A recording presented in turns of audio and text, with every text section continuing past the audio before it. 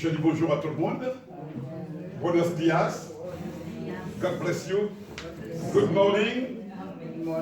Amen. Gloire à Dieu. Aujourd'hui, c'est un jour merveilleux parce que je vois déjà dans l'esprit la représentation, l'émanation, l'apparition de l'Église nouvelle qui va vraiment accueillir le roi des rois. Dans cette Église nouvelle, il y aura des bébés, il y aura des enfants, il y aura des gens de toutes les différentes nations, il y aura des jeunes, il y aura aussi des gens aussi âgés, et tous nous serons là pour glorifier le roi des rois, pour élever son nom. Mais avant que ces choses-là n'arrivent, il faut une préparation. Et la préparation, c'est celle que j'amène aujourd'hui, parce que la parole de Dieu dit, vous apprendrez de moi. Donc, soyons attentifs à ce que nous allons recevoir ce matin. Ok? Donc, le titre de mon message, Jésus tenté au début de son ministère. La stratégie de l'ennemi. La stratégie de l'ennemi, c'est de nous surveiller, de nous espionner, d'écouter nos paroles, d'enregistrer, je dirais, tout ce que nous faisons sur cette terre pour attendre le bon moment. Le moment idéal pour lui. Regardez un peu ce que nous dit la parole de Dieu.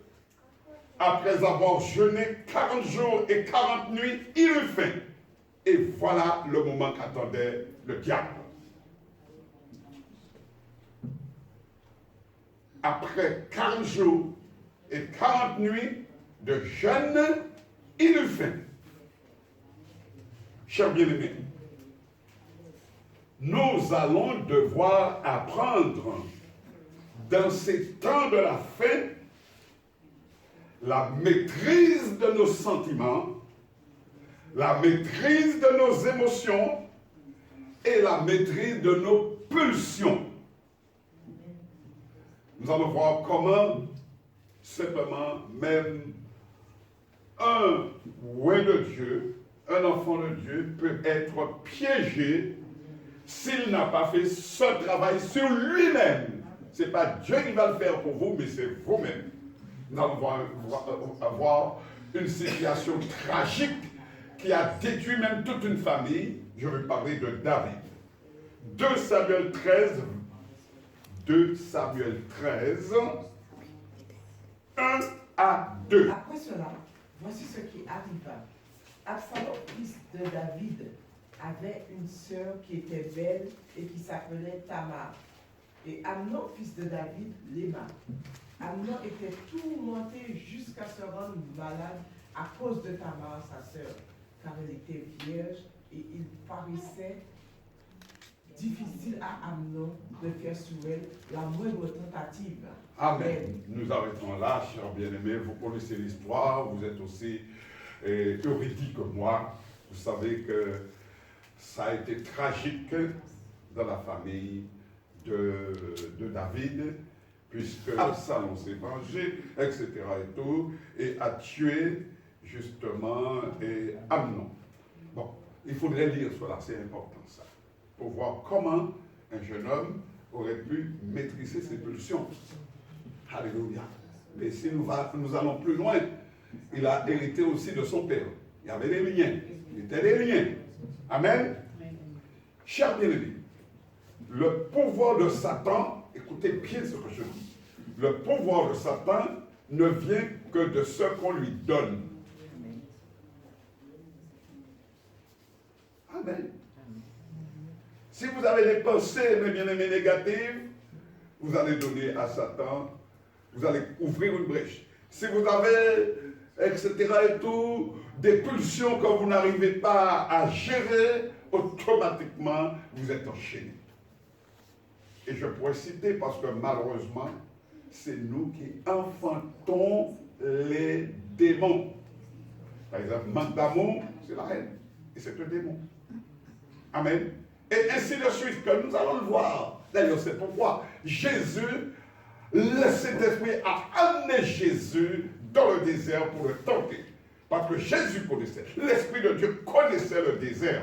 Et nous allons le voir. Chers bien-aimés, si nous mettions en pratique la parole de Dieu, je vous dis que Satan serait privé, alléluia, de tout moyen de pouvoir nous attaquer, nous détruire. Parce qu'il n'y a pas de brèche, il n'y a pas de porte ouverte. Parce que nous voulons faire la volonté de Dieu. Vous êtes là avec moi? Amen. Gloire à Dieu. Merci Seigneur. L'homme de cette dernière génération n'a pas souvent la moindre conscience de la mémise qu'il accorde à Satan en détournant son adoration de Dieu. Amen. Par exemple, le problème du carnaval maintenant où chacun veut se défouler, ceci, cela. Cette adoration, c'est à Dieu ou bien au diable? C'est une... Amen. Alléluia. Et des chrétiens qui sont là-dedans, qui sont dans le carnaval, qui vendent des artifices, sont complices aussi. Et je l'ai vu beaucoup de chrétiens, malheureusement, qui sont là, etc. Et tout. Ils n'ont aucune crainte de Dieu et ils vendent. Je ne participe pas, mais tu vends. Menteur. Alléluia. En suivant les mensonges et les séductions de l'ennemi, l'homme ouvre une porte au malheur, à la maladie, à la malédiction et autres. Vous êtes livrés pour les mains du diable. Et vous ne pouvez pas résister.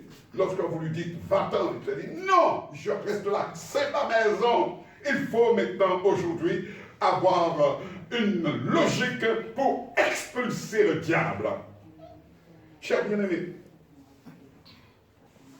deuxième point important. Jésus fut emmené par l'Esprit dans le désert. Alors, je dirais que le but de mon intervention ce matin, c'est surtout de vous montrer que l'épreuve est obligatoire pour servir Dieu. L'épreuve est obligatoire pour servir Dieu. Nous allons prendre comme support biblique Matthieu 4, versets 1 à 3. Amen. Alors Jésus fut emmené par l'Esprit dans le désert pour être tenté par le diable. Après avoir jeûné 40 jours et 40 nuits, il eut fait. Le tentateur, s'étant approché, lui dit, si tu es fils de Dieu, ordonne que ces pierres deviennent des pains. Chers bien-aimés, je voudrais vous dire, en examinant minutieusement ce récit, nous découvrons les ruses du diable et les leçons très importantes pour notre édification.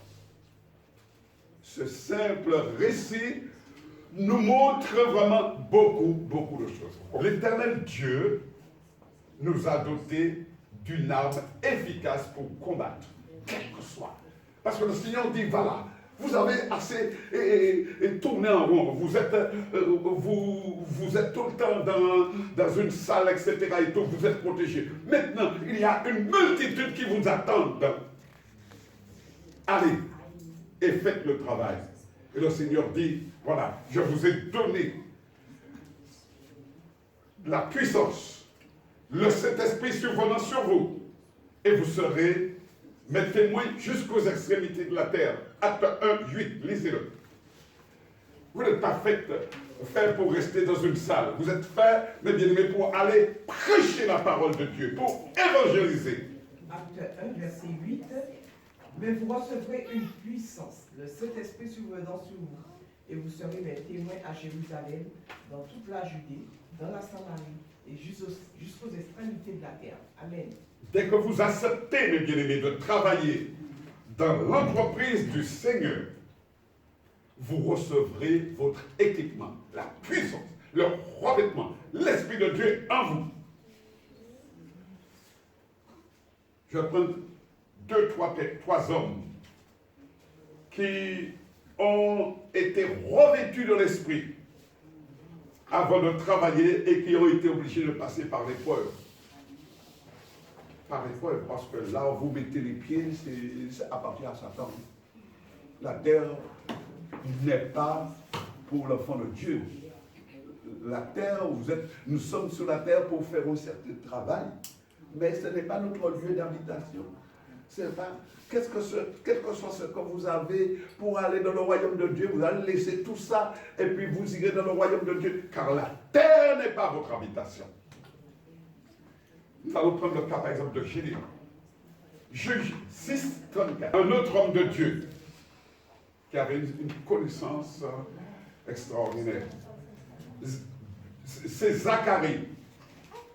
Zacharie, dans 2 Chroniques 24, verset 20. 2 Chroniques 24, verset 20.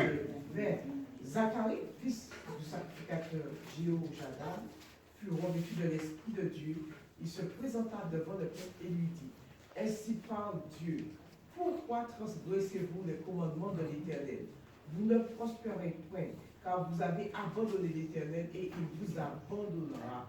Amen. Permettez-moi de vous dire, un roi de Dieu, un pasteur, un prophète, si, cher bien-aimé, il n'est pas revêtu de l'Esprit de Dieu, il va commencer le travail, mais on va le manger. Parce qu'il n'a pas de protection. C'est pourquoi aujourd'hui, même dans la louange, même dans etc., et tout, quel que soit le lieu, il faut être couvert, il faut être revêtu de l'Esprit de Dieu. C'est la parole qui le dit. Nous allons prendre maintenant le roi des rois, le chef, qui nous donne l'exemple, Jésus-Christ. Nous allons voir qu'il a été revêtu de l'Esprit et Jésus. Luc 4, verset 14. Oh! Luc 4, verset 14. 14. Jésus, revêtu de la puissance de l'Esprit, retourna en Galilée et sa renommée se répandit dans tout le pays d'alentour. Amen. Alléluia. Amen. Chers bien-aimés, lorsque vous voyez les manifestations, lorsque vous voyez les mouvements de foule, lorsque vous voyez les soi-disant, etc., et tout réveil spirituel, cherchez à savoir quel est l'esprit qui produit ces choses-là. Sondez les Écritures. Faites des recherches. Cela est extrêmement important. Parce que le diable, il n'y a pas de plus grand imitateur que lui. Alléluia. Rappelez-vous un petit peu de l'épisode de Moïse, lorsque Dieu lui a donné cette mission d'aller vers Pharaon et pour lui dire, laisse aller mon peuple, laisse aller mon peuple, laisse aller mon peuple. Au début, il est écrit, cher bien-aimé, que lorsque Moïse faisait des démonstrations de puissance, le diable en faisait pareil. Alléluia. C'est pourquoi je vous dis, chers bien-aimés, soyez très, très, très, très prudents avec les soi-disant apôtres, les soi-disant pasteurs, les soi-disant rois de Dieu, les soi-disant prophètes, etc. et tout. La parole de Dieu indique que nous sommes aujourd'hui dans, je dirais, dans l'atmosphère du faux. Il y a des faux chrétiens, mais ils seront dévoilés. La maison de Dieu a besoin d'être nettoyée. La maison de Dieu a besoin d'être purifiée. Et c'est pourquoi aujourd'hui, je vous dis, chers bien-aimés, que Dieu se lève pour nettoyer sa maison. Et Dieu commence par les serviteurs. La tête. La tête. Et la tête, maintenant, plus que jamais, est un message que j'envoie pour le monde. La tête, plus que jamais, doit se poser des questions et doit fléchir les genoux pour demander pardon à Dieu d'avoir entraîné le peuple dans n'importe quelle voie. C'est le pasteur Guanel Yves qui parle, donnant un avertissement je dirais, aux hommes de Dieu. Nous avons parlé du revêtement de l'esprit. Maintenant, nous allons essayer de clôturer par un autre aspect des choses. Pourquoi le désert? Pourquoi le désert? Chers bien-aimés, le désert, bibliquement parlant, est un lieu de refuge et de solitude pour Jésus. C'est là que Jésus prenait plaisir à guérir les malades, à faire beaucoup de choses, de miracles, etc. et tout cela. Mais, c'est un endroit sec, dangereux, une terre non bénie par Dieu, sans lieu, un lieu sans eau, et où vont demeurer, mes bien-aimés, les esprits mauvais. Jésus n'a jamais cherché la facilité, mes bien-aimés. Matthieu 12, verset 43. Matthieu 12, verset 43, vous allez voir un peu le désert, ce que cela exprime. Matthieu 12, verset 43. Lorsque l'esprit impur est sorti d'un homme, il va dans des lieux arides chercher du repos, et il n'en trouve point. Amen. Amen. David a expérimenté cela aussi, puisque le Seigneur a dit, David, vraiment, il aimait beaucoup David. Psaume 63, verset 1, vous allez voir comment David va gémir dans son âme. Tu es mon Dieu, je te cherche. Amen. Mon âme a soif de toi. Mon corps soupire après toi, dans une terre aride, desséchée, sans eau. Amen. Ce qui montre que David est allé dans le désert. Il était souvent dans le désert pour pouvoir prier, pour pouvoir aussi, je dirais, s'affermir, pour pouvoir vraiment, je dirais, apprendre à combattre. Parce que c'était un homme de guerre, mais sa formation, c'était dans le désert. Sa formation, c'était là où se trouvait Jésus. Amen. Chers bien-aimés, les 40 jours au désert, après son baptême, le baptême de Jésus, sont une résurgence, une répétition des 40 années passées par le peuple d'Israël dans le désert. 40 jours, c'était une répétition des 40 années. La Bible rappelle à ce moment-là, il n'y a pas beaucoup de temps pour développer, la Bible rappelle que les 600 000 hommes qui sont partis avec l'Éternel dans le désert pour faire la traversée, il y en a combien qui sont arrivés? 2 qui sont arrivés. Parmi les 600 000 de cette génération-là, il y en a d'autres qui sont, mais de cette génération, qui connaissaient, que Dieu a choisi, que Dieu a mis à part. Alléluia. Chers bien-aimés, plus de 600 000 d'eux. Lorsque nous examinons la vie de l'un d'entre eux, parce qu'il y en avait 2, leur nom c'est Josué et Caleb. Amen. On ne va pas trop s'arrêter sur Josué, on verra une autre fois, parce que Josué c'était le compagnon, c'était vraiment le serviteur de Moïse. Donc tout le temps, il était dans le temps. Mais je vais parler plutôt de Caleb. Il y a une phrase, c'est comme ça que je vais terminer, Caleb. Là, pourquoi Caleb a pu, je dirais, triompher? La parole de Dieu dit, 7 fois dans la Bible, il a pleinement suivi ma voie. Caleb a pleinement suivi ma voie. Deutéronome 1, verset 36. Verset 36. Deutéronome 1, verset 36. Peut-être que tu peux commencer à prendre, Seigneur, c'est pas. Oui. Oui. L'Éternel entendit le bruit de vos paroles. Il s'irrita et jura en disant, aucun des hommes de cette génération méchante ne verra le bon pays que j'ai juré de donner à vos pères, excepté Caleb, fils de Jéphuné, il le verra lui, et je donnerai à lui et à ses enfants le pays sur lequel il a marché, parce qu'il a pleinement suivi la voie de l'Éternel. Amen. Amen. Prenons encore un autre verset, Josué 14, verset 14. Josué 14, verset 14. Oh. Josué 14, verset 14. C'est ainsi que Caleb, fils de Jephunné, le Kénésien, a eu jusqu'à ce jour Hébron pour héritage, parce qu'il avait pleinement suivi la voie de l'Éternel, le Dieu d'Israël. Amen. Amen. Alors, comprenez quelque chose, chers bien-aimés. Nous allons terminer comme cela. La foi contredit le monde. Lorsque le monde vous dit ceci, cela, etc. et tout, n'écoutez jamais le monde.